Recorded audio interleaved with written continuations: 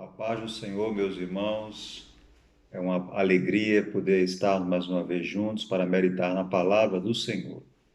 Nós damos graças a Deus porque o Senhor tem sido misericordioso com cada um de nós, tem nos amparado, tem nos cuidado e também por essa oportunidade de podermos estar, cada um de nós, reunidos para louvar o seu santo nome e aprender mais da sua palavra. Eu tomo aqui em minhas mãos a palavra de Deus, acompanhe comigo, por favor, na sua Bíblia na primeira epístola do apóstolo João, capítulo 1, versículo de número 3, que diz: E o que vimos e ouvimos, isso vos anunciamos, para que também tenhais comunhão conosco. E a nossa comunhão é com o Pai e com o seu Filho Jesus Cristo. Queria vos falar nessa noite, amados, sobre a bênção da comunhão. Nós sabemos pela palavra de Deus que nós fomos criados à imagem e semelhança de Deus.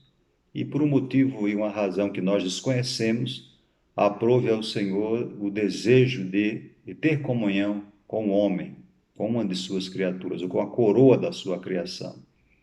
Na Bíblia nos informa que no livro de Gênesis, Deus diariamente tinha um encontro com os nossos primeiros pais, inclusive havia preparado um lugar, um ambiente, um jardim para ali ter comunhão com o homem.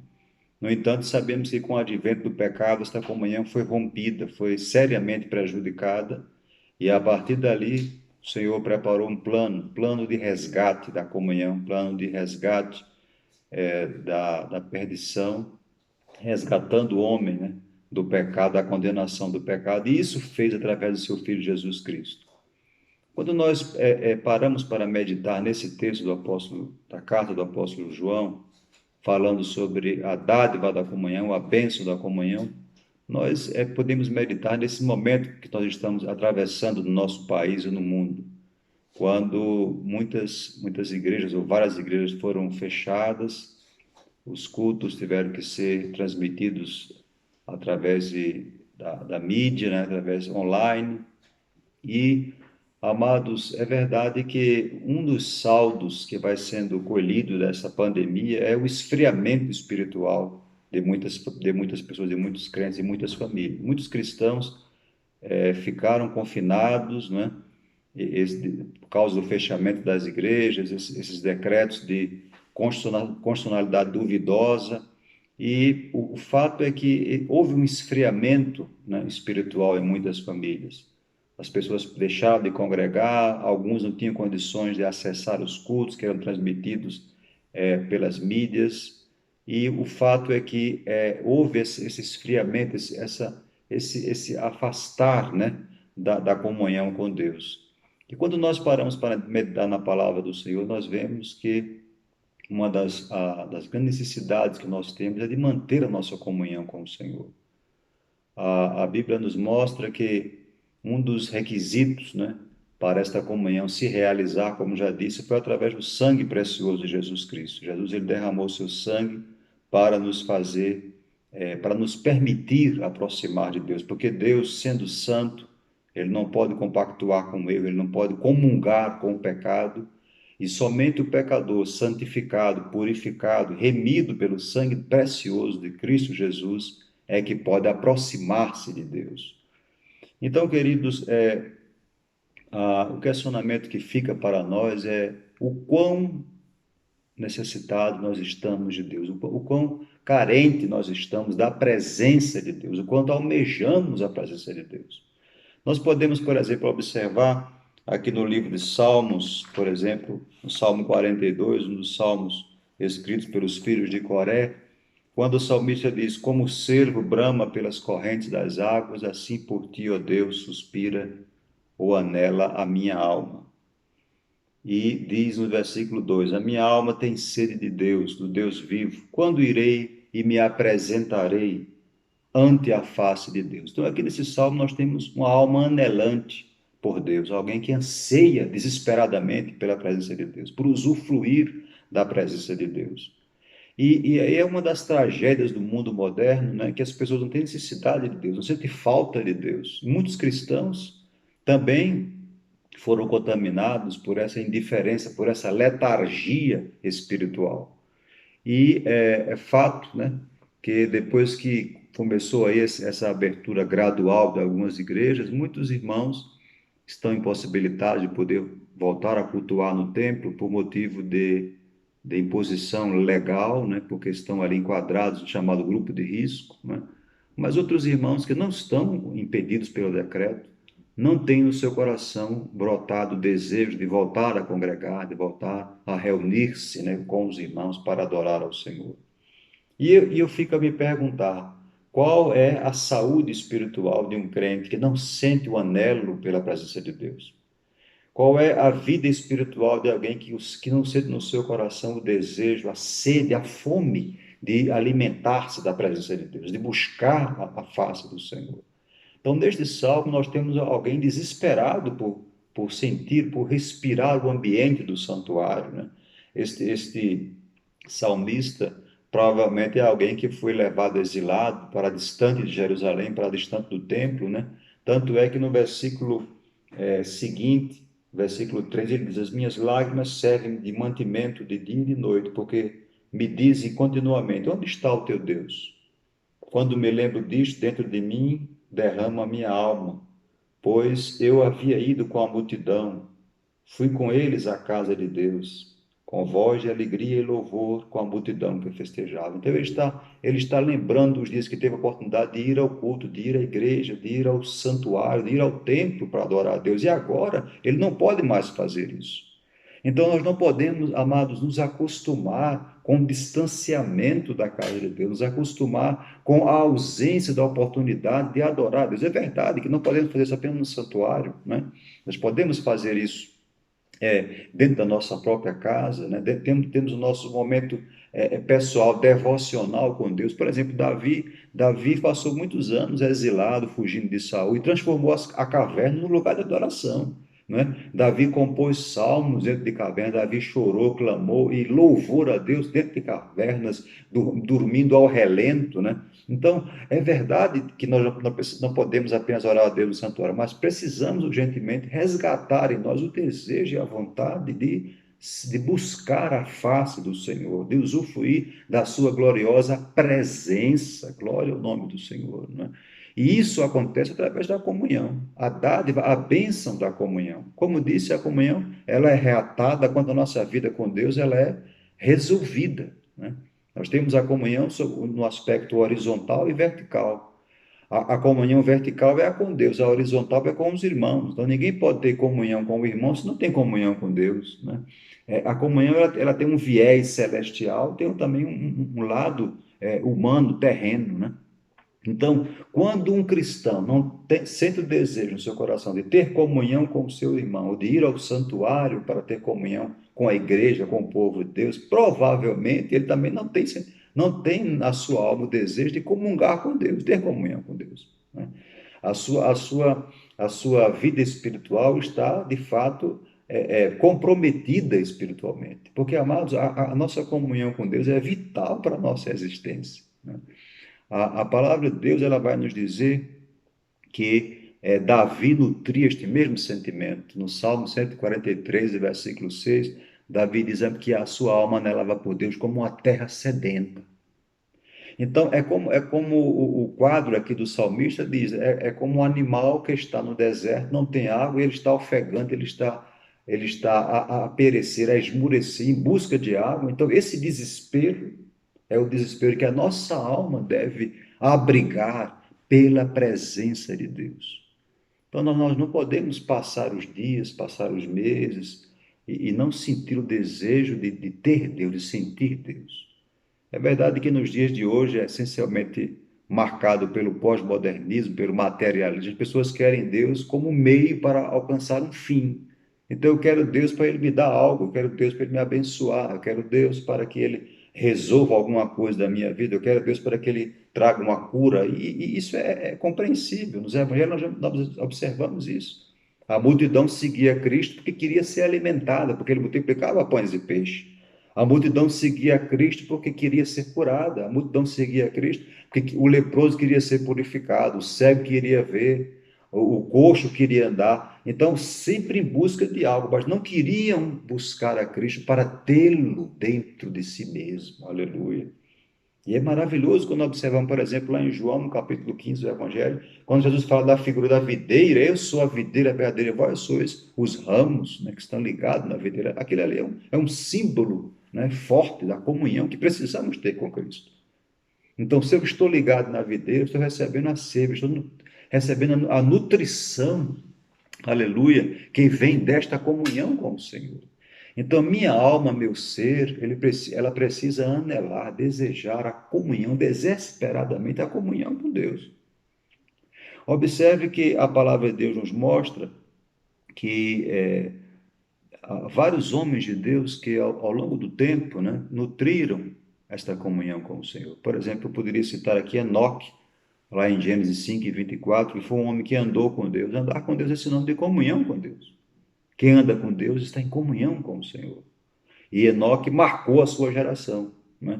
Andou tão próximo de Deus, teve tal intimidade com o Todo-Poderoso que Deus o tomou para si. Aleluia. Deus o arrebatou, meus irmãos, meus amados irmãos, né? Então, como nós queremos ser a geração do arrebatamento, como nós queremos ser igreja pronta para o arrebatamento, se não andamos com Deus, se não mantemos comunhão íntima com Deus, e pior, não sentimos a ausência de Deus e não anelamos por nos aproximar do Senhor. Eu podia citar também aqui Abraão, que foi chamado em Isaías 41:8 de amigo de Deus. E como é que essa amizade nasceu? Nasceu através da comunhão. A Bíblia diz lá em Gênesis 18:22 que Abraão ficou na presença do Senhor quando Deus enviou dois anjos para destruir Sodoma e Gomorra.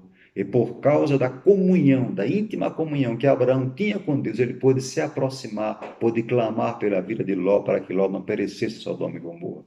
Então, quando nós temos comunhão com Deus, nós podemos orar, podemos clamar, podemos nos aproximar dele, e através da nossa comunhão com Deus, nós vamos usufruir bênçãos e mais bênçãos. Glória ao nome do Senhor. Olha, queridos, esses dias estava lendo o livro de Deuteronômio, e no capítulo 34, versículo 18, ali o epitáfio, né? Vamos chamar assim, por exemplo, o epitáfio de Moisés. Quem foi Moisés? Que poderia se colocar na lápide, né? Se poderia ser esse o caso. Se fosse escrever algo na lápide de Moisés, o que poderia ser sido escrito? Aquilo que está lá em Deuteronômio 34 e no versículo de número 18. Deuteronômio 34, 18. Aliás, 34:10. Deuteronômio 34:10, que diz: nunca mais se levantou em Israel profeta como Moisés, a quem o Senhor conhecera face a face. O que é isto? Intimidade. O que é isto? Comunhão. Aleluia. Então Moisés não passou na Bíblia como um grande general, como um grande legislador, a marca do livro de Deuteronômio, a última menção do Deuteronômio acerca de Moisés é que foi um homem que conhecia a Deus, que tinha intimidade com Deus. Amados, o mais glorioso que nós podemos alcançar debaixo do céu é ter estreita comunhão com Deus. Aleluia. É poder dobrar o joelho para orar e o céu se abrir para receber a oração. É poder eu clamar e ter a convicção e a certeza de que há um Deus nos céus, assentado no trono, que se inclina para ouvir a minha oração. Glória a Deus. Olha, amados, quando se tem comunhão com Deus, a vida é vista de outra forma. Quando não se tem comunhão com Deus, a vida é sem sentido, a vida é vazia. Olha lá o livro de Eclesiastes, meu amado, o homem mais sábio deste mundo, o homem mais rico deste mundo, escrevendo que no final da vida, a vida dele era uma vida vazia. Ele fala de correr atrás do vento. Tudo é vaidade. A palavra vaidade significa algo que é vazio, algo que não tem valor, algo que é supérfluo, né? Algo que é banal, algo que não satisfaz plenamente. Então a palavra de Deus, ela nos instiga, ela nos mostra, né, exemplos de homens de Deus que tiveram comunhão com o Senhor. Moisés, ele teve esta comunhão, né? Abraão foi o homem que teve esta comunhão com o Senhor. Nós podemos citar ainda também Elias. Elias era um homem que aparece diante do rei Acabe e disse: vive o Senhor em cuja presença eu estou. Primeiro livro dos Reis, capítulo 17, versículo 1. Então, quando ele diz, em cuja presença eu estou, Significa que Elias andava na presença de Deus, andava em contínua e profunda comunhão com o Senhor. Aleluia! Isto é uma dádiva, isto é um privilégio, meus queridos irmãos, que nós podemos observar. E veja os feitos que Elias realizou. É verdade, não era um homem perfeito, né? Ele passou por momentos difíceis, passou por momentos de dificuldade, mas foi restaurado por causa da comunhão que tinha com o Todo-Poderoso. Podemos citar também a vida de Eliseu, que os irmãos sabem que aquela mulher, ao observá-lo, disse: Veja que este homem é um santo homem de Deus. Lá em 2 Reis, capítulo 4, versículo 9. Então, a Bíblia nos instiga, a Bíblia nos convida a nós refletirmos qual é o grau que nós temos de intimidade com Deus, qual é o nível da nossa comunhão com Deus, amados.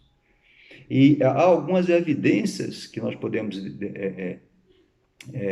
buscar e verificar e aferir a nossa comunhão com Deus.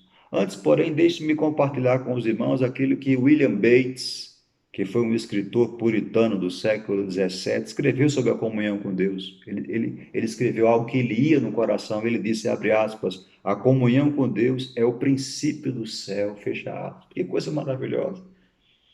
A comunhão com Deus é a antecipação da atmosfera celestial.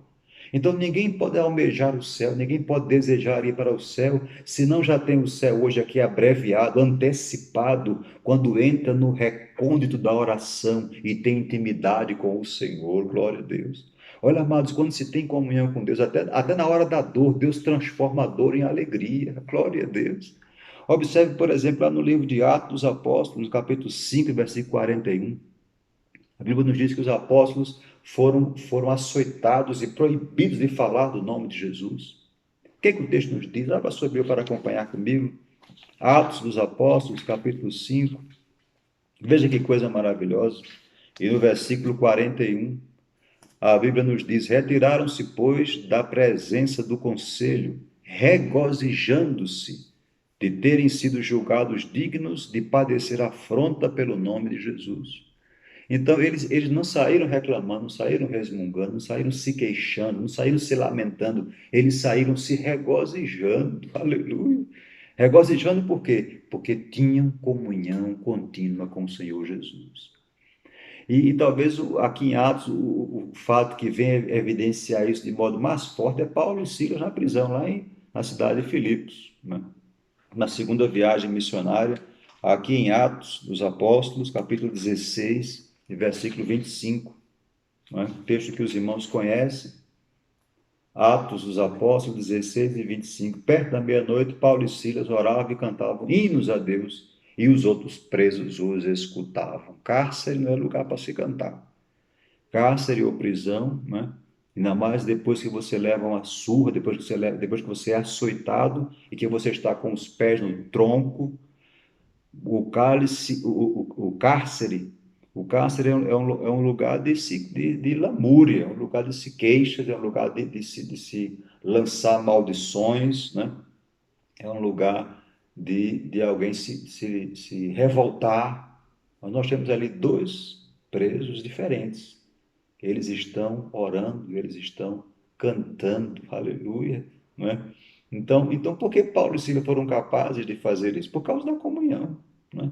Naquele local inóspito, naquele local escuro, naquele local inadequado, né? Naquele local que não havia nenhum tipo de conforto e a dor dilacerante, né, nas costas, as costas foram dilaceradas pelos açoites. Naquele momento de dor, naquele momento de dificuldade, a graça de Deus se manifesta, a glória de Deus se revela, seu poder é manifestado, porque ali vai haver um abalo, aleluia, uma espécie, algo sobrenatural, porque não foi bem um terremoto, porque terremoto iria derrubar. Talvez a construção em cima do povo ia matar alguém, mas ninguém morreu, né? Houve um abalo extraordinário, sobrenatural, que apenas fez com que as cadeias se soltassem, as portas dos cárceres se abrissem. Aleluia. Glória ao nome do Senhor. A Bíblia diz aqui, que, no versículo seguinte, que diz: houve um grande terremoto que os alicerces do cárcere se moveram. E logo se abriram todas as portas e todas as prisões. Quer dizer, houve um terremoto guiado, né? Controlado por Deus através do louvor. e da oração, que brotou de uma alma que estava em comunhão com o Senhor. Aleluia. Então, meus queridos, qual é o nível, qual é a nossa comunhão com Deus? A Bíblia vai nos mostrar, né, um aferidor desta comunhão. Em primeiro lugar, eu queria chamar a sua atenção para as Escrituras. Qual é a intensidade, qual é a frequência com que você visita as Escrituras, com que você lê a Bíblia Sagrada, com que você medita na Bíblia? A palavra meditar é demorar-se, né? Até um escritor que menciona que essa palavra meditar era como se fosse o ruminar, né? Daquele animal que vai, né? Os animais ruminantes, né? Eles se alimentam, depois o alimento volta, eles ficam ali mastigando novamente. Então, a Bíblia é aquela palavra, aquele alimento, né? Que fica na nossa mente, que vai, que volta, você fica se alimentando, né? Você fica ali remoendo o teu coração, no teu interior. Então, o grau da nossa comunhão com Deus vai ser revelado pela a nossa intimidade com a Bíblia Sagrada. Se eu não conheço a Bíblia, se eu não sei manusear a Bíblia, se eu não sei a Bíblia de cor, muito provavelmente a minha comunhão com Deus está afetada, porque eu não posso dizer que tenho comunhão com Deus, eu não conheço a palavra de Deus. Olha só o Senhor tentado pelo diabo lá em Mateus capítulo 4. Ele cita a Bíblia de cor, né, em três ocasiões diferentes, em três tentações diferentes, em três áreas de tentação diferentes. Ele cita a Bíblia, ele cita o texto bíblico de cor, né, para se opor, para enfrentar a tentação, para enfrentar o mal, né? Então, o meu nível de conhecimento, eu preciso diariamente ter o desejo na minha alma, a sede no meu coração de ler a palavra de Deus, né? Não só de ler como uma tarefa religiosa, ou como um exercício litúrgico, mas ler para buscar Deus, para encontrar alimento, para estreitar a minha comunhão com Deus, porque lendo a palavra de Deus, Deus está falando conosco, Deus está falando com o seu povo, e quanto mais eu leio, mais ele fala, e quanto mais ele fala, mais eu conheço, e quanto mais eu conheço, mais quero conhecê-lo, e quanto mais quero conhecê-lo, mais perto dele eu estou, aleluia. Então, queridos, a Bíblia Sagrada, o conhecimento da palavra de Deus, vivemos uma geração de pessoas que não conhecem a palavra de Deus, uma geração de pessoas que não tem, passam dias sem abrir a Bíblia, sem consultar a Bíblia. E aí, como fica a nossa comunhão, né? Esses dias de reclusão, esses dias de confinamento, né? Quantos de nós abrimos a Bíblia, ou fizemos um estudo, ou nos demoramos, ou gastamos nosso tempo lendo a palavra de Deus? Então, não podemos sair desta pandemia maiores do que entramos. Muitos ainda estão atolados no medo do medo, do medo do desespero, porque não têm sido alimentados pela palavra de Deus. A comunhão com o Senhor é que faz a diferença na vida do salvo. Quanto mais estreita a comunhão, mais Deus se revela, mais dos seus mistérios ele conhece e mais íntimo ele está do Senhor. Olha, amados, quando o Senhor escolheu os seus discípulos, ele tinha uma multidão de discípulos. Ele selecionou 12, chamando pelo nome, um a um, para estarem mais próximos a ele. Desses 12, havia três que era chamado o círculo mais íntimo de Jesus, que participou de momentos especiais, né? Como quando ele estava lá no jardim de Getsemane, quando ele subiu no monte da transfiguração, para ressuscitar a filha de Lázaro, e outros episódios, somente eles três estavam ali. Aliás, a filha de Jairo, né? Para ressuscitar a filha de Jairo, eles estavam ali. Então vejam, esses três que formavam um círculo íntimo de Jesus, tiveram a oportunidade de ver, de testemunhar algo e eventos e situações que os demais não tiveram oportunidade. Por quê? Por causa da comunhão. Tem uma comunhão mais estreita. E havia um desses três, que era João, que era o mais jovem dos discípulos, que tinha ainda uma comunhão ainda maior do que os outros dois, do que Pedro e do que Tiago, né? Porque a Bíblia vai nos mostrar que, por exemplo, lá na hora da ceia, em João 17, né? Quando Jesus vai ali, aliás, João 13, quando Jesus vai ali manifestar, né? O episódio da traição, né? E um de vós vai me trair. Pedro faz sinal para João e pergunta a ele quem é, né? E a Bíblia diz que João vai encostar ali a cabeça no peito de Jesus e perguntar: quem é, Senhor? Então, se ele encostou a cabeça, é porque ele estava do lado, é quem estava mais próximo, mais íntimo. Será que nós temos essa preocupação, meus irmãos, de galgarmos uma intimidade maior com o Senhor? De estar como Elias, andando na presença do Senhor? Aleluia! A Bíblia nos mostra também outro meio, né, de nós aferirmos a nossa comunhão, que é a oração, né? A oração. A oração, ela nos leva a passar tempo, né? A sós com Deus.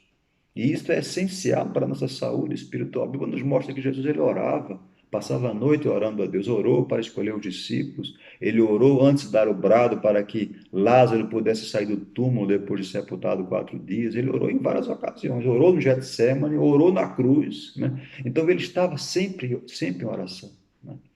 E essa oração que o Senhor precisou fazer e que muitos homens de Deus tiveram que fazer, é um dos caminhos, é um dos meios que nos mostram a ferir a nossa intimidade com Deus. Se eu não oro, ou se eu oro pouco, eu tenho pouco ou quase nenhuma intimidade com Deus, a minha comunhão com Deus é comprometida. Então, eu quero lhe trazer nessa noite essa reflexão, para que você possa se autoavaliar e saber como é que está a minha comunhão com Deus, né? Se eu sou alguém que não tenho o desejo de ler a palavra de Deus, não leio a palavra de Deus, né? Eu não leio. Se a minha oração é esparsa, se a minha oração é algo assim que acontece de vez em quando, então provavelmente a minha comunhão com Deus está também seriamente abalada e comprometida. E sem esta comunhão, eu não terei forças para vencer. Eu serei sempre um crente fraco, eu serei sempre um cristão problemático, e eu também terei dificuldade de me relacionar com as outras pessoas. Porque se eu não tenho comunhão com Deus, como ter comunhão com meu irmão? Como ter comunhão com os outros? É difícil, muito difícil. Então, primeiro aferidor desta comunhão é as Escrituras, a minha proximidade com as Escrituras. Segundo é a oração. E terceiro é a adoração no santuário. É como eu disse, agora depois da pandemia, muita gente não tem mais vontade de voltar aos cultos, voltar à igreja, né? Então, quero que você reflita sobre isso. Nós lemos o Salmo 42, quando o salmista diz: quando irei à casa de Deus? Quando me apresentarei à face de Deus, na casa do Senhor? Então, eu tenho desejo de buscar a face do Senhor, não é? Lá em Hebreus 10 e 25, nós temos ali o dever que todo crente tem, né? Todo cristão tem, de não deixar de congregar. O dever de congregar, o dever de estar na casa do Senhor, estar próximo, né, do Senhor. Então, eu quero deixar essa palavra para os irmãos essa noite, do anelo que Deus tem de ter comunhão conosco. Ele não precisa da nossa comunhão. Ele não precisa de nós é que precisamos dele. Mas ele é um Deus amoroso, Deus é um Pai que aprova ele por uma razão que nós não conhecemos, desejar estar próximo de cada um de nós. E eu quero lhe desafiar a você cultivar o hábito de ter uma comunhão constante e profunda com o Senhor, de aproximar-se dele. Sem ele, sem a comunhão com ele, nossa vida é vazia, nossa vida é sem sentido. Então, imbuído dessa necessidade, quero lhe convidar a orar para encerrarmos esta rápida mensagem. Amado Deus e bondoso Pai, nós te glorificamos, Senhor, porque estávamos longe, mas chegamos perto de ti pelo sangue precioso do teu Filho Jesus. E agora, Pai, faz crescer em nós o desejo de a cada dia mais vivermos íntimos, próximos de ti, Senhor, com o desejo de te buscar, de comer a tua palavra e gastar tempo aos teus pés, com a nossa comunhão, Senhor, cada vez mais crescente. Guarda, pois, os teus filhos da frieza espiritual, da indiferença espiritual, e aquece o nosso coração com um anelo, com um anseio de buscar desesperadamente a tua face. Eu te oro por essas bênçãos, eu te oro pela bênção da comunhão restaurada em favor de todos os teus filhos, em nome de Jesus. Amém.